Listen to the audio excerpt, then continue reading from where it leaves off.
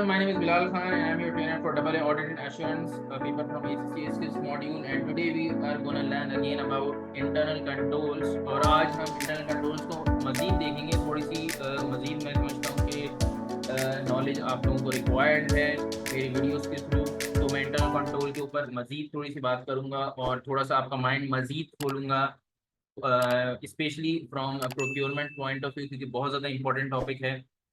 Procurement fix asset के अंदर भी आता है, डिफरेंट बिजनेस के साथ भी आता है, सिनारियोज के अंदर भी आ सकता है, थीम पार्क के अंदर भी आ सकता है। तो मतलब इसकी डिफरेंट कैटेगरीज हैं जो प्रोक्योरमेंट के अंदर आपसे सवाल पूछ कर आया पास के अंदर, और जो F8 का पेपर था जिसको AA कहते हैं, अब उसके अंदर जो पूछता रहता था, तो मैं अपने जो आप कह सकते हैं लास्ट 15 ईयर्स के पास पेपर्स हैं उसकी बेस पे थोड़ा सा एक जनरल डिस्कशन करूंगा इंटरनल कंट्रोल के ऊपर, प्रोक्योरमेंट के ऊपर इस वीडियो के अंदर। तो वीडियो को लास्ट तक देखिएगा ताकि जितने भी एग्जाम फोकस पॉइंट हैं आप तक पहुंच सकें, और अगर आप न्यू टू चैनल हैं तो चैनल को सब्सक्राइब कर लें ताकि मेरी हर आने वाली वीडियो आप तक पहुंच सके। तो आए शुरू करते हैं। तो मैं प्रोक्योरमेंट की स्लाइड पे एक दफ़ा फिर जाता हूं, और प्रोक्योरमेंट के आप जिसने नहीं भी देखा तो उसके लिए मसला नहीं होना चाहिए। ये उसके डॉक्यूमेंट्स थे, आप देख सकते हैं ये सारे डॉक्यूमेंट्स हैं जो नॉर्मली हम प्रोक्योरमेंट के साइकिल के अंदर बना रहे होते हैं। इसके अलावा जो इधर मुझे आज इस वीडियो के अंदर डिस्कस करना है, इसीलिए आप ये वीडियो लास्ट तक भी देखिएगा, क्योंकि जिसने पहले प्रोक्योरमेंट की नहीं भी देखी वीडियो, तो इस वीडियो से भी इसको काफ़ी हेल्प आउट हो जाएगी। ऑल्दो आप लोग वो वीडियो देखने के बाद ही वीडियो देखिएगा ताकि उसमें जो डिस्कशन है उसको इससे कनेक्ट करिएगा। ठीक है जी। तो इसमें सबसे जो इम्पोर्टेंट मुझे आज डिस्कशन करनी है वो ये है कि डॉक्यूमेंट जितने भी हैं, जैसे मैंने हर वीडियो के अंदर जो भी इंटरनल कंट्रोल किया उसमें मैंने बात की कि डॉक्यूमेंट प्री नंबर्ड होने चाहिए, क्योंकि उससे कंप्लीटनेस इंश्योर होती है और रिड्यूस रिस्क जो है फ्रॉड का और एरर का रिड्यूस हो जाता है। क्योंकि जो नंबर सीक्वेंशियल होंगे कोई भी, चाहे वो परचेज ऑर्डर हो, गुड रिसीव नोट हो, इनवॉइसेस हो, नॉर्मली आपने भी देखा होगा प्रैक्टिकली, आप किसी भी शॉप से जाके कोई चीज़ परचेज करें और वो इनवॉइस आपको जो इशू करता है उसके ऊपर एक इनवॉइस नंबर लिखा होता है। वो इसीलिए होता है कि अगर कोई फ्रॉड हो जाए या कोई मिसिंग फ्रॉड हो जाए या एरर हो जाए, तो अगर कोई मिसिंग इनवॉइस होगी तो हम उससे फौरन से ट्रैक कर लेंगे। इससे आपकी कंप्लीटनेस इशू इंश्योर होती है, जो कि हमारे रेवेन्यू के अंदर रिकॉर्डिंग। अब मैं थोड़ा सा आपको सिनारियो बेस लेके चलता हूँ, और वो उसके अंदर ये है कि जैसे कि फॉर एग्जांपल आपके पास जो पास में, जैसे कि मैंने कहा कि डिफरेंट सिनारियोज आते रहे हैं, कि एक बिजनेस है जो कि थीम पार्क है, एक बिजनेस है जो कि जनरल स्टोर है, एक बिजनेस है जो कि फर्नीचर मैन्युफैक्चरर है, फर्नीचर बनाते हैं, और उसकी प्रोक्योरमेंट। अब तीनों बिजनेस डिफरेंट है। फॉर एग्जाम्पल जैसे कि थीम पार्क है, थीम पार्क के अंदर क्या होता है, जैसे कि आपको पता है कि बच्चों के लिए थीम पार्क्स होते हैं, नॉर्मली बड़ों के लिए भी होते हैं आप कह सकते हैं, लेकिन थीम पार्क्स नॉर्मली बच्चों के लिए कि एक तरह का फन लैंड सा होता है, वहाँ पे राइड्स होती हैं डिफरेंट। और उसके अंदर आप कोई भी राइड लेना चाहते हैं तो आपको एक टिकट लेना पड़ता है। ऑब्वियसली आप टिकट लेंगे देन ही आप वो राइड अवेल कर सकते हैं। तो उसके अंदर मल्टीपल रिसीट्स हैं। अगर वो जो रिसीट्स हैं, आपने फॉर एग्जांपल थीम पार्क गए और आपको एक राइड लेनी है और आपने रिसीट वहां से परचेज की, अगर आपने रिसीट परचेज की और वो सीक्वेंशियल नंबर नहीं है, तो वहां पे फ्रॉडुलेंट एक्टिविटी बहुत ज्यादा हो सकती है। हो सकता है कि जो उसकी जो रिसीट की बुक है, पूरी रिसीट की जो पूरी बुक है उसकी, उसके अंदर फॉर एग्जांपल उसने क्या किया कि आपने किसी ने उससे राइड परचेज नहीं की, किसी ने उसने उससे वो नहीं की, उसने वहां बीच में से कुछ जो है राइट जो थी, या फिर उसने परचेज की, उसने रिसीट्स वहां से फाड़ दी, वहां से अलग कर दी, और उसने बोला जो आपका जो कैशियर था उसने वो फ्रॉडुलेंट एक्टिविटी में इन्वॉल्व था और उसने वो रिसीट फाड़ दी और वो पैसे अपनी जेब में डाल दिए और घर ले गया। तो इस तरह से इसमें पॉसिबिलिटी है बहुत ज्यादा। ठीक है, तो थीम पार्क के अंदर का हो या जनरल स्टोर हो, कोई भी बिजनेस हो, उसके अंदर सीक्वेंशियल नंबरिंग और डॉक्यूमेंटेशन बहुत इंपॉर्टेंट। इसी तरह से फॉर एग्जाम्पल जैसे कि जो है ऑर्डर के ऊपर कुछ जो जैसे कि बिजनेसेस हैं कुछ जो कि आपको फर्नीचर बना के दे रहे होते हैं। ठीक है जी, कि आपने ऑर्डर दिया, आपने बोला कि मुझे एक सोफा सेट चाहिए और ये फला फला इसकी स्पेसिफिकेशन है और ये इसकी बेसिस पे आपने वो सोफा मुझे बना के देना है, आपने उनको डिजाइन दे दिया और वो उसकी तरह से आपको बना के देगा। तो अगर वो जो है उसने डिलीवरी चार्ज उसकी प्री नंबर नहीं, या डिलीवरी चार्ज नहीं बना रहे, या परचेज ऑर्डर नहीं बना रहे, या फिर वो सेल्स ऑर्डर नहीं बना रहे, या कोई इंस्पेक्शन रिपोर्ट नहीं बना रहे और वो सीक्वेंशियल नंबर भी नहीं है, अप्रूव भी नहीं है, उसमें बहुत ज्यादा।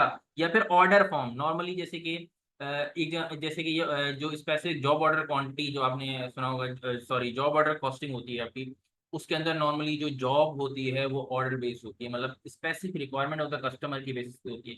तो फॉर एग्जाम्पल अगर कोई बिजनेस इस तरह से ऑपरेट करता है, जैसे मैंने अभी फर्नीचर की आपको एग्जांपल दी, फर्नीचर मैन्युफैक्चरर है, तो वो ऑर्डर पे आपका बना के दे रहे हैं फर्नीचर, तो अगर वो ऑर्डर फॉर्म पे प्री नंबर नहीं होगा, ऑर्डर नंबर नहीं होगा, तो कैसे पता चलेगा कौन सा नंबर है? पहली बात, उससे ये पता नहीं चलेगा वो किस कौन सा ऑर्डर था, किस कस्टमर का था, क्या क्वांटिटी थी, किस चीज का था, वो पता नहीं चलेगा। बाद में इनवॉइस आएगी, आप इनवॉइस भेजोगे उसको, जाहिर सी बात है, तो वो पता नहीं चलेगा। सेकेंडली, इसमें फ्रॉड का बहुत बड़ा एरर है। जैसे मैंने थीम पार्क वाले एग्जाम्पल में देखिए, अगर वो कैशियर वो स्लिप्स जो हैं, जो रिसीट्स हैं, वो खुद फाड़ देता है और पैसे जेब में रख लेता है, तो उससे बिल्कुल पता नहीं चलेगा। तो ये सारी चीजें जो है इसमें इंपॉर्टेंट है। और कहीं अब रिसीट्स के ऊपर अप्रूवल की जरूरत नहीं है, लेकिन परचेज ऑर्डर पे परचेज डिपार्टमेंट की अप्रूवल की जरूरत है, क्योंकि ये एक कंट्रोल है, और यही कंट्रोल वीकनेस आपने पेपर में ढूंढना है। अगर वो बोलता है कि परचेज ऑर्डर तो मैंने बना दिया, सीक्वेंशियल नंबर भी है, लेकिन वो अप्रूव नहीं करा रहा, तो आप वहाँ पे कंट्रोल वीकनेस आइडेंटिफाई कर सकते हो, और आप वहाँ पे उसका रीजनिंग भी दे सकते हो कि क्यों ये अप्रूवल जरूरी है। ठीक है, तो प्रोक्योरमेंट के क्वेश्चन बहुत ज्यादा आते हैं। जैसे कि मैंने बताया कि सीक्वेंस बहुत ज्यादा जरूरी है। फिर आप परचेज ऑर्डर हो गया, आप शिपमेंट कर रहे हैं, ठीक है, परचेज ऑर्डर की आप शिपमेंट आ गई, ठीक है, या फिर सेल्स ऑर्डर कर दिया, शिपमेंट भेज रहे हैं, दोनों केसेस में मैं प्रोक्योरमेंट की सिर्फ बात नहीं कर रहा, मैं जनरल बात कर रहा हूँ आज इंटरनल कंट्रोल्स की। तो अगर वो शिपमेंट आप भेज रहे हो, आप कैसे ट्रैक करोगे? अगर वो प्री नंबर्ड नहीं होगा, सीक्वेंशियल नहीं होगा, या अप्रूव्ड नहीं होगा, तो उसमें फ्रॉड के भी चांसेस हैं, एरर के भी चांसेस हैं, और सीक्वेंशियल नंबरिंग के भी चांसेस हैं, कि इश्यूज के चांसेस हैं। तो वो आपने सारे अपने एग्जाम के अंदर भी देखना है, और उसको उसी तरीके से लेके चलता है। जैसे कि या फिर गुड रिसीव नोट है, आप उसी से ट्रैक नहीं कर पा रहे, अब good receive note, invoice, purchase order, तीनों चीजों पर वो नंबर सेम मौजूद होना चाहिए। उससे हम पता चलेगा कि बेसिकली हमारा जो है ऑर्डर क्या था, हमारी क्वांटिटी क्या थी, और हमारा, ताकि उसी से हम इजीली ट्रैक कर पाएंगे कि गुड रिसीव नोट कौन सा था। फॉर एग्जांपल, प्रोडक्ट ए था, प्रोडक्ट ए का गुड रिसीव नोट ये था, प्रोडक्ट ए का परचेज ऑर्डर ये था, प्रोडक्ट ए का जो है इनवाइस ये थी। अब तो जैसे कि सॉफ्टवेयर आ गए हैं, उसके अंदर भी ये सारी फैसिलिटीज मौजूद हैं। आप इनवॉइस, परचेज ऑर्डर सब सिस्टम के अंदर देख सकते हैं, वो ऑटोमेटिकली ये चीजें कर देता है। मैं मैनुअल की बात कर रहा हूँ। तो अभी भी 80% से ज्यादा बिजनेस, 20% अभी सिर्फ ऑटोमेटेड हुए हैं। इवन खास तौर पे एशिया की अगर बात करूँ, 80% अभी भी जो सेठिया कंपनीज हैं, वो अभी भी जो है, मैं कह सकता हूँ कि वो अभी भी मैनुअली चीजें कर रही हैं, वो अभी एक्सेप्ट करने को तैयार नहीं सिस्टम को। Although there are various system, और बहुत ज्यादा इंप्लीमेंट भी होना शुरू हो गए हैं इसके लिए बाकायदा ऑडिट फर्म्स को। जैसे मैं आपको बता रहा हूँ कि मेरा प्रैक्टिकल एक्सपीरियंस भी है, तो मैं और बहुत सारे असाइनमेंट्स अब आने लग गए हैं, जिसके अंदर वो रिक्वायर्ड है उनको कि वो सिस्टम की इम्प्लीमेंटेशन कराना चाहते हैं, क्योंकि उनकी चीज़ें इतनी ऑर्गेनाइज नहीं है। फ्रॉड के चांसेस बहुत होते हैं जब मैनुअल चीज़ें हो रही होती हैं, तो इसलिए वो सिस्टम की इम्प्लीमेंटेशन कराते हैं, क्योंकि सिस्टम ऑटोमेटिकली परचेज ऑर्डर उठाएगा, ऑटोमेटिकली उसी का गुड रिसीव नोट उठाएगा, या अगर उसका केस है डिलीवरी चालान उठाएगा, सेल्स का केस है, और ऑटोमेटिकली उसकी इनवॉइस पिक कर लेगा। तो सिस्टम ऑटोमेटिकली तीनों चीजें, आपने जस्ट क्लिक करना है प्रोडक्ट ए, वो तीनों चीजें लाइन से आपको दिख जाएंगी सिस्टम के अंदर। तो सिस्टम का सबसे बड़ा बेनिफिट ये है, जो कि अब इंप्लीमेंट हो रहा है। तो आप सिस्टम के केस में हम क्या कर सकते हैं कंट्रोल, हम सिस्टम की अंडरस्टैंडिंग लेंगे, सिस्टम कितना इक्विप्ड है, सिस्टम कितना उसके अंदर क्या क्या आपके पास ऑप्शंस मौजूद है, क्योंकि सैप है, ओडू है, जीरो है, ये डिफरेंट इस तरह के सॉफ्टवेयर आजकल मार्केट के अंदर मौजूद है। ठीक है, इसके अलावा भी और भी बहुत सारे क्लाउड बेस्ड हैं, नॉन क्लाउड बेस्ड हैं, इस तरह के सिस्टम है। अगर इस तरह के सिनारियो आपको एग्जामिनर देता है आपके पेपर के अंदर, जो कि प्रैक्टिकली भी आपके लिए एप्लीकेबल होगा जब आप बाद में जाएंगे, तो आपने ये चीजें पकड़नी है कि सिस्टम कितनी कैपेबिलिटी है, तो ये आप एग्जामिनर को भी बता सकते हैं अपने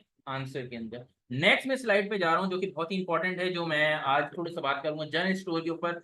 जनरल स्टोर के सिनारियो पास्ट में देखे गए हैं कि एग्जामिनर काफी पूछता है, और जनरल स्टोर में जैसे कि मैं पाकिस्तान के अंदर नाहिद या आगा, या फिर आप कोई अजीम सुपर स्टोर है क्लिफ्टन के अंदर, उसकी बात कर सकते हैं, मैं उसको कंसिडर करूंगा। तो ज्यादातर जनरल स्टोर में जैसे स्टॉक आउट के बहुत इशू होते हैं। स्टॉक आउट अगर सिस्टम नहीं इंटीग्रेटेड है, उसका पता नहीं चलेगा। थेफ्ट एंड पिल्फरेज के बहुत इशू होते हैं, ये कंट्रोल नहीं। इन चीजों पे ये जो मैं आपको पॉइंटर्स बता रहा हूँ, खास तौर पे अगर जनरल स्टोर का या मार्ट का या शॉप का या स्मॉल स्टोर का कोई इस तरह का डिस्कशन आता है, तो आपने इन चीजों को करने हैं। ऑब्सलीट स्टॉक का बहुत होता है, आपके अगर सिस्टम लगा होगा तो ऑटोमेटिकली हो सकता है उसमें इस तरह की स्पेसिफिकेशन, और है ऐसी आजकल की ऑब्सोलीट स्टॉक खुद ब खुद आइडेंटिफाई हो गया कि उसकी एक्सपायरी आ गई। खासतौर पे जैसे कि मेडिसिन हैं, अगर फार्मास्यूटिकल कंपनी या मेडिकल स्टोर है, तो उसके अंदर ये बहुत ज्यादा इश्यू होता है। या फिर मीट है, जैसे कि मीट वन है, आपने नाम सुना होगा पाकिस्तान के अंदर मीट वन, तो या के एन है, इस तरह से एक स्टोर है वहां पे ये, तो आपने देखना है इंडस्ट्री कैसी है, उसके हिसाब से कंट्रोल वीकनेसेस एग्जामिनर को बतानी है। तो ऑब्सोलीट स्टॉक हो गया, स्टॉक आउट हो गया, रेगुलर इन्वेंट्री काउंटिंग बहुत ज्यादा जरूरी है। बाकायदा कंपनीज क्या करती हैं, आई हैव प्रैक्टिकली डन, उनके कंप्लीट कंप्लीट असाइनमेंट्स होते हैं रेगुलर इन्वेंट्री काउंटिंग के लिए। वो फर्म्स को हायर करती हैं, बाकायदा उनको पैसे देती हैं कि 100% आप स्टॉक काउंट करके दें हमारा, या फिर क्वार्टरली हमारा स्टॉक काउंट करें, तो उनके लिए अलग से पे करती हैं। तो ये भी बहुत ज्यादा इंपॉर्टेंट है।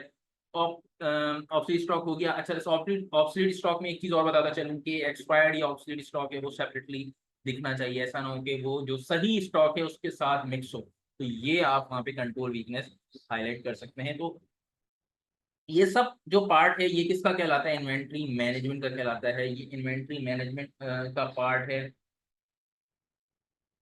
इसके अलावा इसकी जो है बुक्स वगैरह हैं वो भी जैसे कि आप कह सकते हैं कि इन्वेंट्री लिस्टिंग है वो सिस्टम। अब जैसे कि आप स्टॉक काउंट पे जाते हैं, स्टॉक काउंट पे जाते हैं तो सबसे पहले जो आपको जो उधर का स्टाफ होता है वेयर हाउस का, वो आपको लिस्टिंग्स देता है। तो वो लिस्टिंग्स जो है आपकी जो है मैं जो है सिस्टम से मैच होनी चाहिए ऑटोमेटिकली। आप चाहे जैसे कि उसके अंदर स्टॉक काउंट के अंदर आपको पता नहीं, आई डोंट नो आपको पता है नहीं पता, मैं बता देता हूँ। स्टॉक काउंट करते वक्त आपको फ्लोर टू शीट और शीट टू फ्लोर चीजें देखनी होती हैं। What is that? Sheet to floor आप जो शीट पे लिखा है उस पे देखते हैं और फ्लोर पे देखते हैं कि बेसिकली वो अवेलेबल है या नहीं। और फ्लोर टू शीट जो होता है स्टॉक काउंट के दरमियान, वो ये होता है कि बेसिकली फ्लोर पे जो चीज पड़ी है वो एक्चुअली शीट के अंदर मौजूद है नहीं है। तो ये दो टेक्निक से हम स्टॉक काउंट कर रहे होते हैं। तो आपने ये देखना है कि बेसिकली आप स्टॉक काउंट अगर आप इन फ्यूचर इंशाल्लाह जरूर करेंगे आप, जब आप ऑडिटर बनेंगे, तो उसके अंदर क्या है कि ये सारी चीजें कि ये चीजें होती हैं जो कि लूप होल्स पकड़ती हैं। मतलब यहाँ से आपको पता चलता है कि स्टॉक के अंदर क्या वीकनेसेस हैं, क्या इन्वेंट्री अपडेटेड है या नहीं है, एज एन ऑडिटर। ठीक है, तो इन्वेंट्री मैनेजमेंट हो गई। देन डिस्काउंट, अब डिस्काउंट्स आप दे रहे हैं, फॉर एग्जांपल जनरल स्टोर में नॉर्मल डिस्काउंट होता है। अगर छोटा स्टोर है वो तो ऐसी वर्बली भी दे देता है कि भाई 10 रुपए की चीज़ है उसने 8 रुपए की दे दी। लेकिन अगर बड़ा स्टोर है वहां पे स्लैब्स बने होंगे कि भाई इससे इतना परसेंट होगा, इससे इतना होगा। तो अगर फॉर एग्जाम्पल आप 20,000 की ग्रॉसरी परचेज करते हैं तो इतना डिस्काउंट होगा। फिर सेंट्रलाइज प्रोक्योरमेंट सिस्टम का जमाना आ चुका है अब।